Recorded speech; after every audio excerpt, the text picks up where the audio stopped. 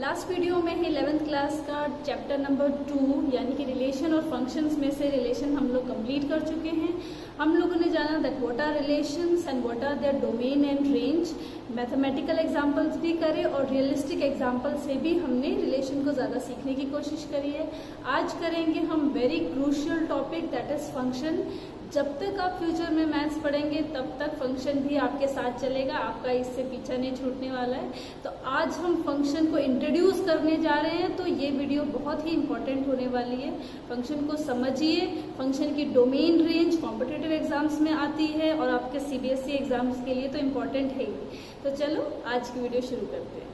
तो चलिए समझते हैं फंक्शंस को। फंक्शन के बारे में दो इम्पॉर्टेंट बात मैंने लिखी है। First is function is a type of relation और second is every function is a relation but not every relation is a function। दोनों बात से हमारे क्या मतलब है। लास्ट वीडियो में हमने पढ़ा कि relation is a subset of A cross B, यानी एक यूनिवर्सल सेट का कोई भी छोटा सा सबसेट रिलेशन कहलाता है। ऐसे रिलेशन हमारे पास कई सारी कंडीशंस भी वर्क करती हैं। जो रिलेशन एक पर्टिकुलर कंडीशन को फुलफिल करेगा वो वाला relation R1, R2, R star के नाम से बोला जाता है। तो फंक्शन भी एक रिलेशन ही है, यानी फंक्शन में भी वही कंडीशन आएगी जो रिलेशन में होती है। रिलेशन में एक पर्टिकुलर कंडीशन को फुलफिल कराना होता है, फंक्शन में भी एक पर्टिकुलर कंडीशन ही फुलफिल करेगा। बट उस कंडीशन के साथ साथ कुछ दो और इम्पोर्टेंट फैक्टर्स भी जुड़ गए हैं, इसीलिए वही दो फैक्टर्स फंक्शन को एक स्पेशल रिलेशन बना देते हैं। और वो स्पेशल रिलेशन बन गया है, इसीलिए बोल पाएंगे कि every function is a relation. Her function relation तो है क्योंकि उसमें कंडीशन है, but not every relation is a function. Her relation function नहीं है क्योंकि बहुत सारे रिलेशन में से कुछ ही ऐसे होंगे जो वो दो एक्स्ट्रा कंडीशंस को फुलफिल कर पाएंगे। एक चीज से और हम समझ सकते हैं कि अगर ये मेरा यूनिवर्सल रिलेशन है, this is my universal relation and what is your universal relation? A cross B।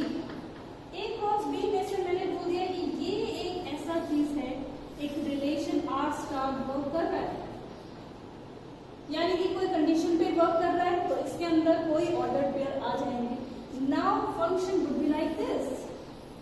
Function relation पे और दो एक्स्ट्रा कंडीशन पुट अप करने के बाद वो और छोटा सेट हो जाएगा and function will be like this.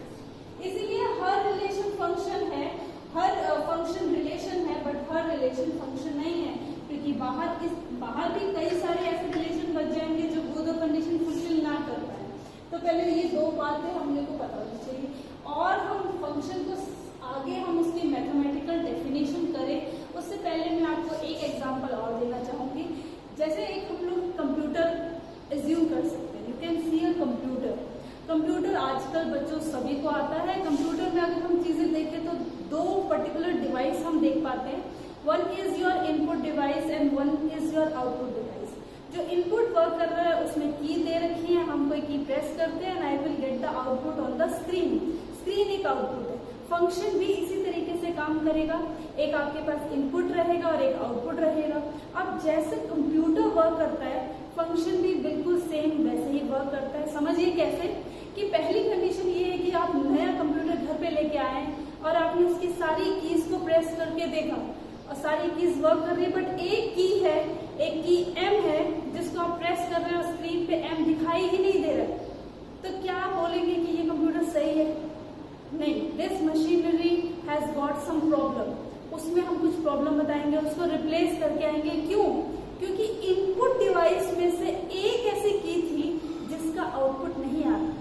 तो ये एक इम्पॉर्टेंट बात आप याद करके रखिएगा। सेकेंड चीज, आज आपने M को प्रेस करा, आपको स्क्रीन पे M दिखाई दे रही है और वेरी हैप्पी।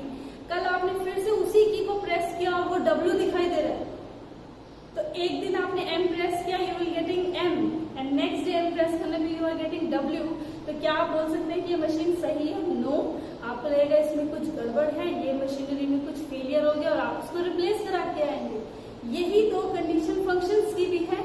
तो क्या कह सकते हैं हम, फंक्शन में भी ऐसा होगा क्योंकि पहले मैंने कंडीशन क्या बताई थी कि सारी कीज वर्क करनी चाहिए। फंक्शन में भी ऐसा ही है कि जो हमारा इनपुट है उसके सारे एलिमेंट्स का आउटपुट आना ही चाहिए। What will be the second condition? Second condition कहता है एक का आंसर दो नहीं आना चाहिए। एक इनपुट आज अलग आंसर आ रहा है, कल अलग आंसर नहीं आना चाहिए। तो अगर M प्रेस किया तो आज भी M आना चाहिए, कल भी M आना चाहिए, and so on.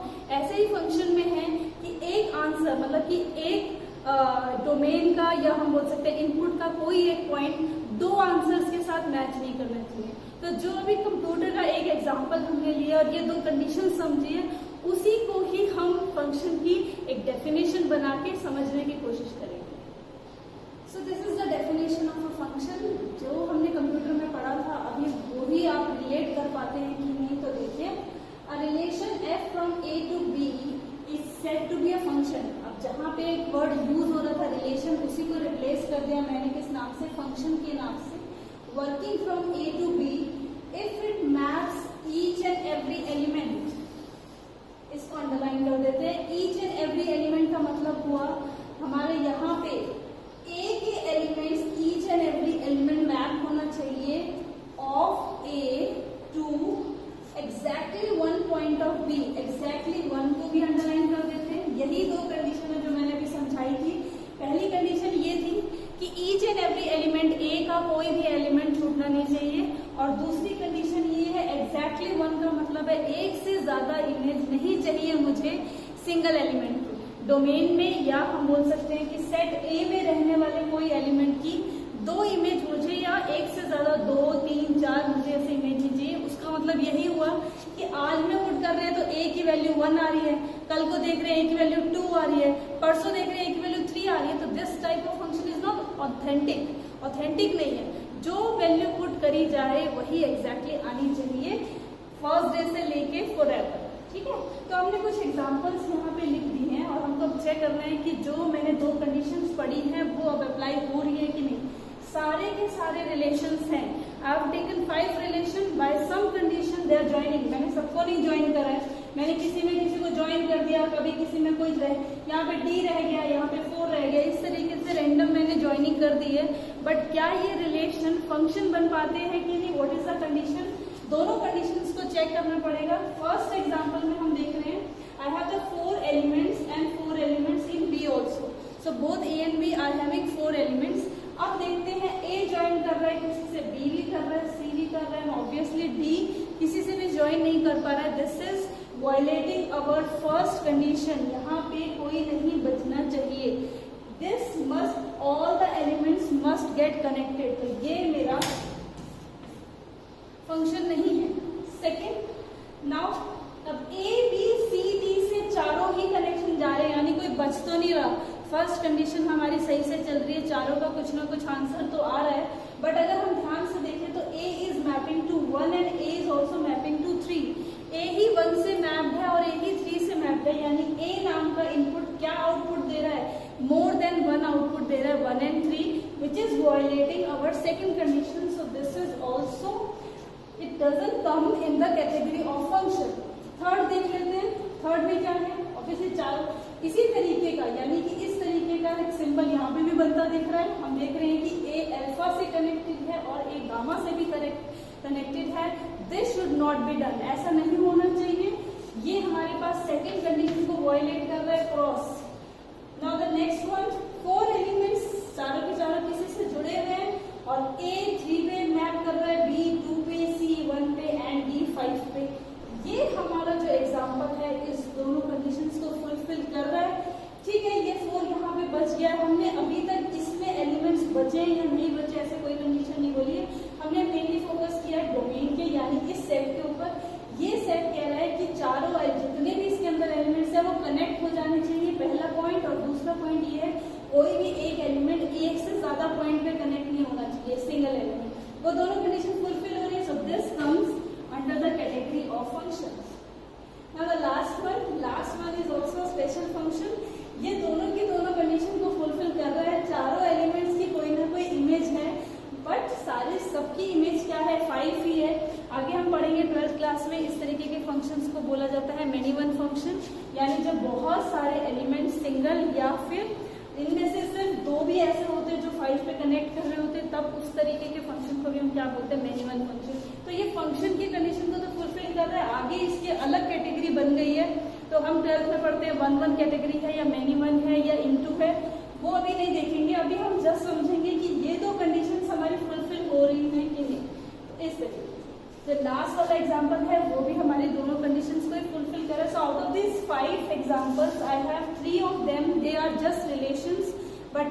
functions, whereas the last two examples they are functions. Let's see कि क्या क्या terms use होती है function में. What is y, what is fx, how function works. इससे पहले symbol देख लेते हैं हम लोग. हम ये कह रहे हैं कि function एक machine की तरह ही work करेगा. So this is my function. You can call it as a function. You can call it as a machine. So this is my machine whose name is fx. Okay, this fx means I have this f is working from a set A to another set B. Now this function is also कई बार आपको book में मिलेगा कि this function is a real valued function. Real valued functions का मतलब ये है कि जो इसका आंसर आएगा that will be a real number. तो अभी तक आपने कॉम्प्लेक्स नंबर नहीं पढ़ा. फंक्शन के केस में हम रियल वैल्यूड फंक्शंस ही पढ़ेंगे. हमारा रिस्ट्रिक्शन वहीं तक ही है. So this function f is taking some values from the set A, it is manipulating it and giving it some value out of B. B में से कोई वैल्यू दे रहा है. ठीक है. अब क्योंकि यहाँ पे जो हमने कोई एलिमेंट मान लिया उसको मैं बोलूंगी x. I always consider x to be the element in set A and y to be an element in set B. So I am saying यहाँ पे arrow लगा के I will write this as x. So in this machine I am putting x and after manipulating after some instructions it will give me this one. So इस पूरे setup को लिखने का तरीका है y is equal to f of x. What does this mean? That function is working upon x. It is taking x as the input. So I will write this as input. It is taking some input. It is doing some calculation and then equal to f. Equal to f का मतलब है it is giving some output. Okay? और क्या नाम लिखा जा सकता है? इसको इमेज भी बोलते हैं. Image of a function. कहीं पे भी बुक में नाम आए घबराना नहीं है. इमेज ऑफ अ फंक्शन का मतलब है फाइनली क्या वैल्यू आ रही है. अगर इमेज ये है तो जो पहले डाली गई वो क्या आ जाएगी? Pre image. किसको पुट करने पे इमेज आई? प्री इमेज को पुट करने पे इमेज आई. तो इस तरीके के नाम x, y, input, output, pre image, image आपको फंक्शंस पढ़ते हुए या इसी कोई थ्योरम या क्वेश्चन करते हुए बुक में जरूर दिखाई देंगे. पर लेके देखते हैं. What is if I right fx is equal to x square and f is from r to r. So what do I mean when I write f is from r to r? That means function is taking values, a real value function की तरह काम कर रहा है. It is taking real values from this set and it is giving me the real values. Okay? So f is from r to r का मतलब हुआ इस real number to real number हमारा function work कर रहा है. But what is the condition? Condition क्या है हमारे पास? fx is equal to x square. यानी कि अगर जो भी वैल्यू यहाँ पुट होगी फाइनल वैल्यू क्या आएगी? उसकी स्क्वायर होके आएगी. If I write f of 1, it will be 1 square is equal to 1. So 1 is getting mapped to 1. If it is f of 2, so it will be 2 square. It will be 4. 2 को map कर रहा है 4 पे. 3 को map कर रहा है f of 3. f of 3 would be 2 3 square, that is equal to 9. Like this it is working. Okay? अब हमारे पास एक फंक्शन की कैटेगरी, ये फंक्शन की कैटेगरी में ही आएगा. क्यों? क्योंकि हर वैल्यू का हम स्क्वायर निकाल सकते हैं. कोई भी आर में ऐसा पॉइंट नहीं है जिसका स्क्वायर नहीं निकाला जा सकता. और सेकेंडली क्या है कि किसी भी चीज का स्क्वायर एक पर्टिकुलर आंसर है, फिक्स आंसर है. कल को वो चेंज नहीं होगा. 3 स्क्वायर आज भी 9 रहेगा, कल भी 9 रहेगा और सो ऑन कभी भी. बट हाँ ऐसा हो सकता है कि f of -3 का अगर हम निकाल के देखें so it would be -3 square is equal to 9. So दो चीजों का सेम आंसर आ सकता है बट सिंगल एलिमेंट की दो इमेज नहीं आ सकती. सो 2 pre image can give me 1 image. This is possible but 1 pre image can not give you 2 images. So this is permissible whereas this is not. So before doing some standard examples, I just want to clear you the domain and range of a function also. ज़्यादा detailing में बाद में पढ़ेंगे. Standard functions की domain और range बहुत ही fastly हम calculate कर सकते हैं. Domain means the set A. जो पॉइंट्स ज्वाइन हो रहे हैं, जिन पे पॉइंट्स वैलिड आ रहे हैं, जिस पे फंक्शन वर्क कर रहा है, जो हमारी मशीन में एज अ इनपुट जा रहा है, उसको बोलते हैं domain. So domain is also a set. हम चैप्टर नंबर 1 पढ़ चुके हैं. It is a set which will contain some values जो हमारे फंक्शंस में पुट ऑन हुई है. अगर कुछ वैल्यूज गई हैं तो ऑब्वियसली उनको पुट करने पे कुछ वैल्यूज आ भी रही होंगी.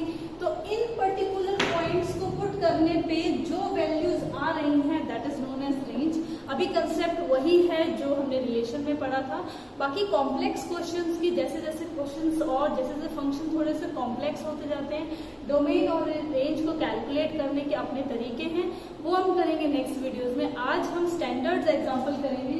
सो some standard example.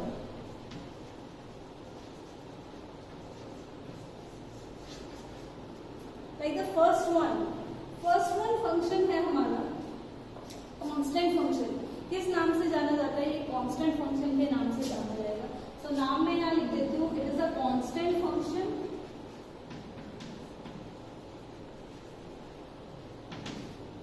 How you will write it? I am writing this as f from r to r such that fx is equal to some c or I can take a number 5.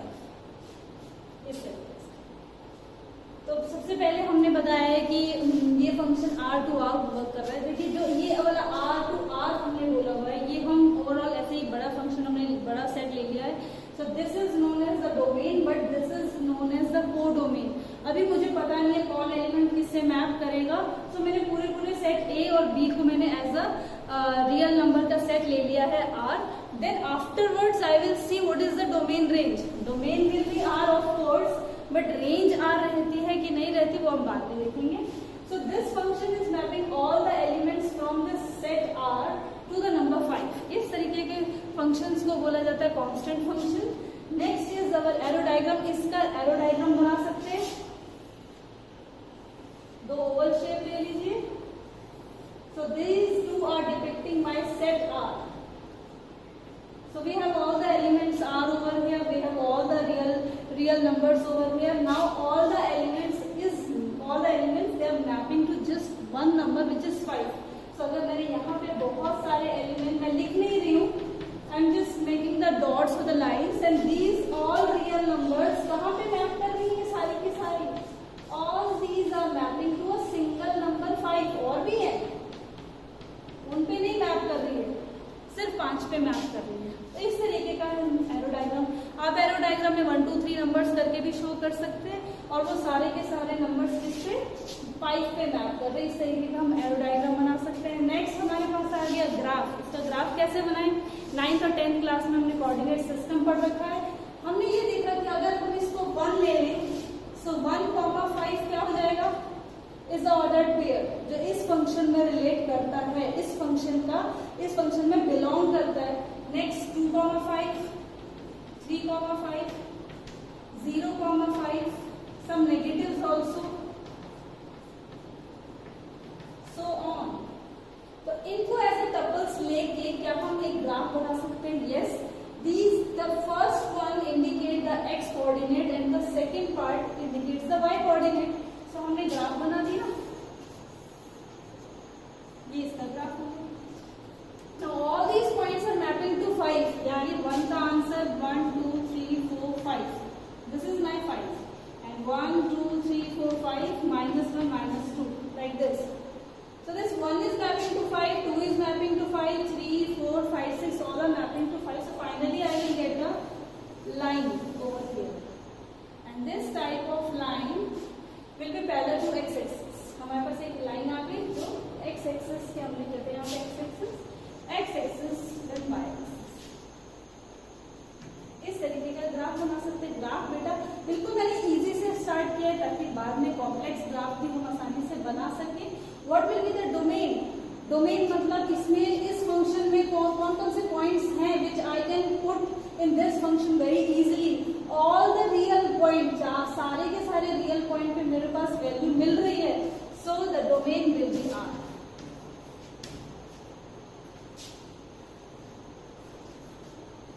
R is the domain of this function and what is the range?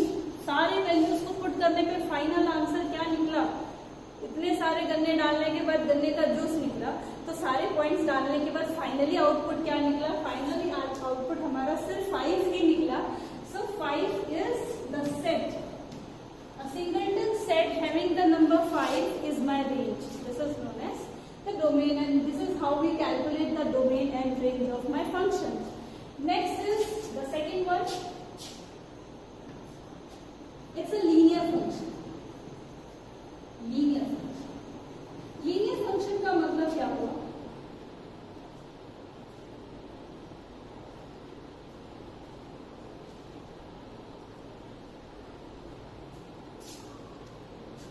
So linear function can be written like this: f from r to r. ये तो हमें लिखना जरूरी है. कहाँ से कहाँ तक मूव कर रहा है, such that my function is x. So this is known as a linear function. Linear function में x is the input and x is the output. यानी कि जो input हम provide कर रहे हैं अपने function को, वो वैसा exactly same हमारा as a output आ जाता है. So the arrow diagram will be, I have to make two sets. R and R. Now if there is a 1 in my domain, I will get the same number as my image. 1 1 2 0 -1 like this. तो हर element अपने आप के साथ map हो रहा है. Graph बना देते हैं इसका.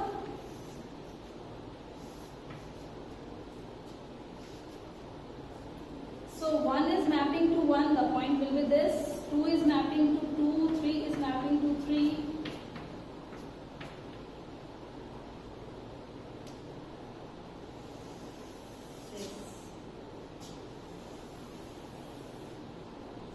So this is the graph of a linear function. ये ऐसा पॉइंट है, 1 पे 1 पुट दे रहा था, 2 पे 2 दे रहा था, 3 पे 3, 4 पे 4, इस तरीके से. -1 पे -1 दिया, -2 पे -2, -3 पे -3. अब इसकी डोमेन और रेंज क्या हो जाएगी? Domain will be all the real numbers, because I can put, मुझे किसी भी प्रॉब्लम नहीं आ रही है, I can easily put all the real numbers in this function. So I will get r as my domain, and r को put कर दिया तो r ही तो मेरे पास आ रहा है राइट हैंड साइड में. सो range will also be. So this is my linear function. So let's start with our third example. Third function is square function.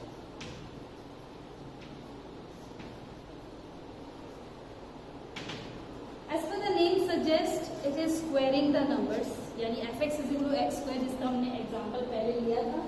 So it will be f from r to r, such that fx is equal to x square. Again I am taking r to r, so I will make two sets in our arrow diagram as r. Now what it is doing, it is just squaring the numbers. So I am getting, I have to write some negatives and positives and 0 as well. 0, 1, 2, so on, and -1, -2, so on. Here also 0, 1, 2, 3, 4, 5 and so on, -1, -2, -3, like this. मैंने integers ले लिए, because real number I can show like this. Some integers से हम इसको देखने की कोशिश करेंगे. f is equal to x square means 0 will map to 0, 1 square is 1, 2 square is 4, and obviously if 3 would be there, then it will be mapping with the number 9. Okay, then -1 square is again 1, and -2 square is again 4. So like this.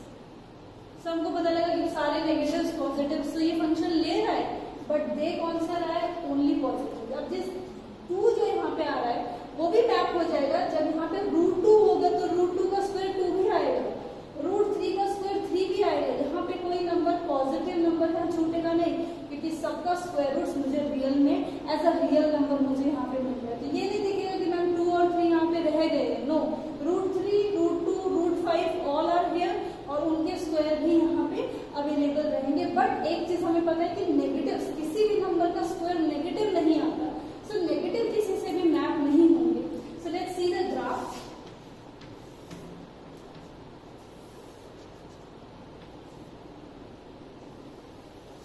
So graph is saying if I am taking positive or negative and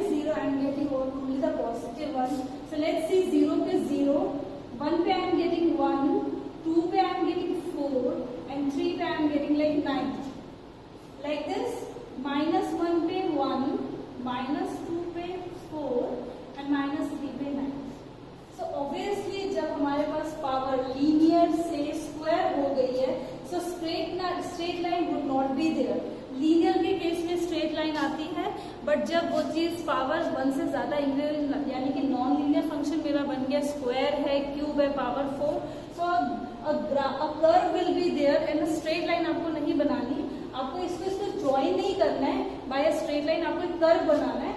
so I will join all the points but with the use of a curve. I will make a curve like this, तो it's a parabola. हम पढ़ेंगे conic section में। This is the equation of a parabola, और इस तरीके का इसका graph बनेगा। 1 पे 1, 2, 4, 3, 9, लाइकवाइज -1 पे 1, -2 पे 4, -3 पे 9। तो ये इसका ग्राफ हो गया। अब इसकी डोमेन और रेंज देखेंगे। Obviously I am able to put all the points, सब पे मेरा फंक्शन बिल्कुल एकदम मक्खन की तरह चलेगा, तो सारे पॉइंट्स हमारे सही है। यही सारे पॉइंट्स हमारा डोमेन बनाते हैं। So real number are the set of all the real numbers is the domain of my function. And what about the range? Range is like कौन कौन से आंसर आ सकते हैं। ये सारी डोमेन के बाद फाइनली मुझे कौन कौन से नंबर मिल सकते हैं, that will be the positive once only, because negative I will not consider. कोई भी ऐसा पॉइंट नहीं है जिसका स्क्वायर नेगेटिव आएगा। So I will take just this set. यहाँ पे एक लाइन प्लीज दे दो, ये आपको एलिमिनेट करना पड़ेगा, ये हमारे रेंज में नहीं रह सकता। ये पूरा कोडोमेन कंसिडर होगा, बट रेंज क्या आएगी? Range is just this set, और इसको हम क्या बोल सकते हैं? This I can write as R plus union 0, positives or 0. This I can write as 0 to infinity. ऐसा भी मैं लिख सकती हूँ। और मैं क्या लिख सकती हूँ? R में से, रियल में से क्या निकालना पड़ेगा? 0 to infinity निकालना पड़ेगा। Why there is a close interval here? Because 0 is in my answer. I am considering 0 आ रहा है। और यहाँ पे नेगेटिव में आर में से निकालते हुए I will take the open interval, क्योंकि 0 मुझे आंसर में चाहिए, उसको एलिमिनेट नहीं करना है। So I will put the open interval, और इस तरीके की इंटरवल फॉर्म हमने सेट चैप्टर में करी है। ये हमारा सेट की फॉर्म में हो गया, ये इंटरवल हो गया, ये भी इंटरवल। यानी एक ही चीज को दिखाने का, एक ही सेट को दिखाने का आई हैव 3 वेज। हो सकता है बुक में कोई भी पैटर्न यूज करो, आपको जो इजी लगे आप वो पैटर्न यूज कर सकते हैं अपना आंसर को लिखने के लिए। बट इंटरवल फॉर्म बहुत ही अच्छी बताई जाती है to give some answer. It is a good way of writing your answer. So these 2 way, ये बिल्कुल सिंपलेस्ट है। So I will recommend you this thing कि इस तरीके से अपना आंसर, डोमेन और रेंज को लिखने की हैबिट बनाइए। So the next one is the cubic function is cubic function. Cubic function में f is from R to R, fx is equal to x cube। Now अब ये जो लास्ट का काम है ये आपको खुद करना है। अब एरो डायग्राम इसका बनाना है क्यूब। सो अभी दोनों में से क्या फर्क आएगा? नेगेटिव्स का क्यूब तो नेगेटिव मुझे मिलेगा, तो ये this part I can do. All the positives will be connected to the positives and the negative will be connected to the negative, because -1 का cube will be -1, -2 का cube will be -8, like this. So all positives and negatives will be involved in this. Next one is a graph. थोड़ा सा hint के लिए मैं graph आपको बता देती हूँ। ये जो जा रहा है इसमें थोड़ा सा और स्टीप बन जाएगा, like this. इस तरीके का आपका ग्राफ आएगा क्यूबिक का। Now what about the domain and the range? Obviously I can put any value, so domain will B R। And what about the range? Range भी कोई भी वैल्यू पुट करने में कोई भी वैल्यू आ सकती है। अब नेगेटिव्स का, पॉजिटिव्स का कोई अलग कैटेगराइजेशन नहीं हो रखा, so R will be the range. So बेटा नेक्स्ट वीडियो में करेंगे हम लोग अपना बहुत इंपॉर्टेंट फंक्शंस हैं, 2-3 हमारे पास बचे हुए हैं। मॉडुलस फंक्शन है, देन ग्रेटेस्ट इंटीजर फंक्शन है, उसी के भी 2 पार्ट है। सेलिंग फंक्शन है और फ्लोर फंक्शन है, फिर सिग्नम फंक्शन है। ये जो 3-4 फंक्शन है ये बहुत ज्यादा इंपॉर्टेंट है। अगर हम इनको आराम से समझ लेते हैं एज अ बेस, तो उनको भी अच्छे से समझ पाएंगे, उनकी डोमेन रेंज देख पाएंगे। और 2 आपकी वीडियोस इस पे और लगेंगी इस चैप्टर को फिनिश करने के लिए। आई होप आज जो मैंने बताया है फंक्शन की basic definition, how to represent the function and some standard functions and the domain and range आपको समझ में आया हो.